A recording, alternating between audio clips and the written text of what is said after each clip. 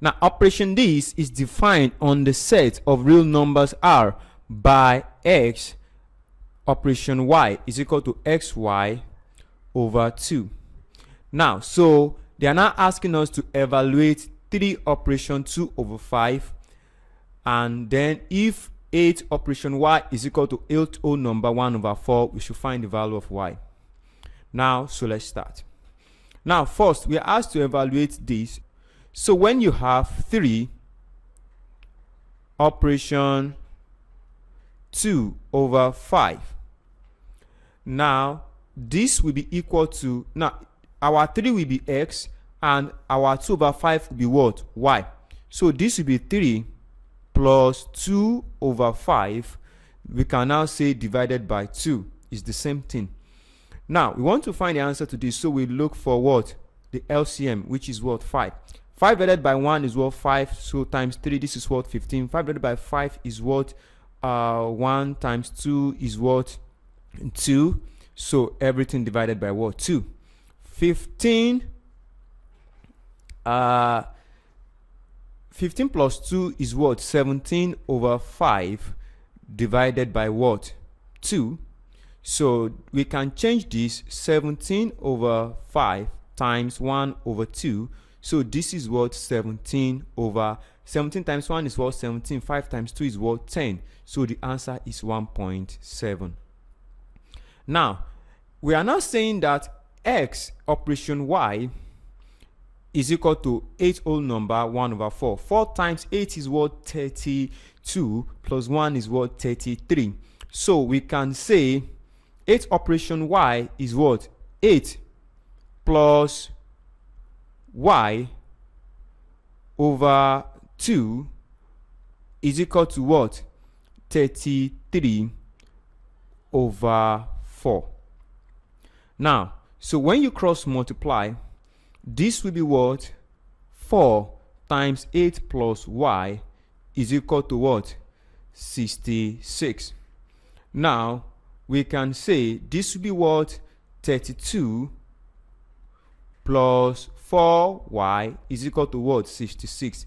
32 will go to the other side, so our 4y will be equal to 66 minus 32. That will be 34. So you divide both sides by what? 4. So you divide both sides by 4. 4 here, 4 here, 1. So your y is equal to what? 17 over 2. So your y will be equal to this will be 8 whole number 1 over 2.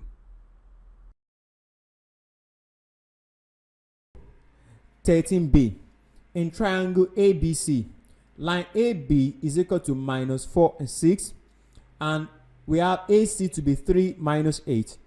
If P is the midpoint of AB, line AB, express line CP as a column vector.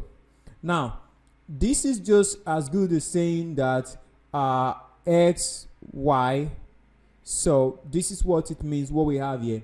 So when you talk about line AB, the midpoint of it, which is P, so our P will now be midpoint. So you are going to divide this by 2. You are going to divide it by 2. So since it's the midpoint, so this is going to be minus 2 and what? 3. So this is minus 2 and 3. So when you want to use this as a column vector, you are now going to minus this from this.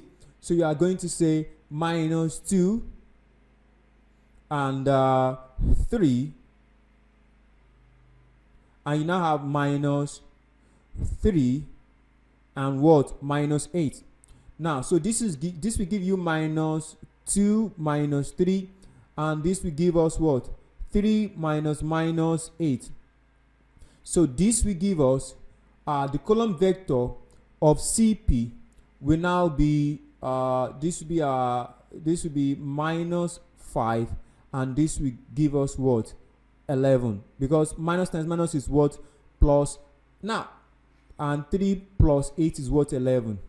Now, this is how to do it, but there is this practical aspect that I want to show you. Now, the reason why I want to go a step further is because in 2018 past questions, we are still going to do something on transmissional geometry, which is a continuation of vector. Now, so what we are going to do now, we are going to use graphical method to solve this problem. Now, so first we are going to use this graphical method to solve it. So let me explain basic things about vector to you so that we can understand better. First, when you say -4 and 6, and we said this is your x and this is your y, so that means that it will move. Now this is the left, and the left means minus, and this is what plus. So when something is -4 and 6, it will move to the left with a unit of 4 and move up since this is y, in a unit of what? 6. So when you start, it will move like this. So when you say this is your line AB, so this is your A and this is your B. This is line AB. Now, so that's the first step. Now, the second one is 3 and -8.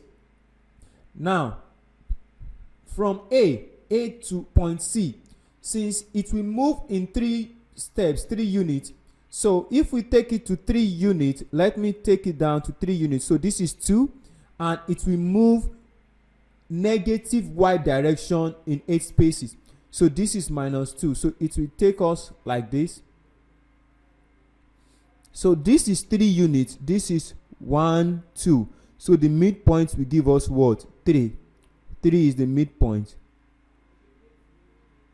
So this is your, let me draw this very well.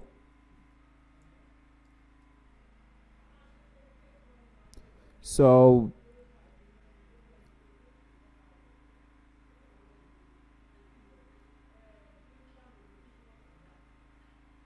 okay, now so this is to 8. Now, so since we are talking about this is a triangle, we need to join it together. So this is C. So we now say we take it here.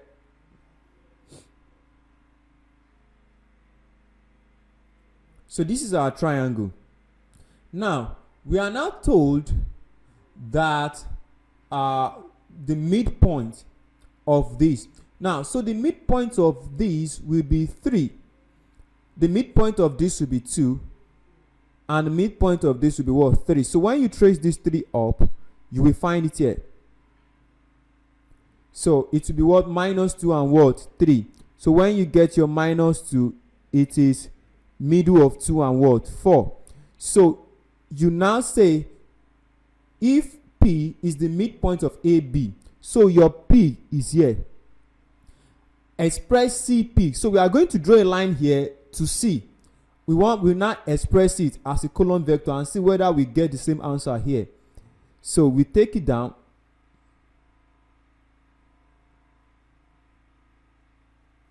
So after taking it down, so to C, now we now start our column vector.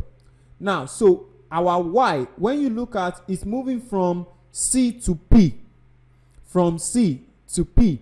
So when you count it, this is -8, 2 spaces, 2, 4, 6, 8, 10, and this will be what? 11. So our Y component is what? 11. It moved up in 11 places. It moved up in 11 places. Now, how did it move to in a horizontal component? Now, so this is the horizontal component from 2 here. So it started from 3. This is what? 1, and this is what? 3, and this is what? 5. So because this is 2 units, so from these 2, this will be 4, and this is another 1 unit, so this will be what? 5. So but it moved in a negative direction, so it will be what? -5. So this is the practical aspect of vector, and I just did the normal way that you can do it. If you do it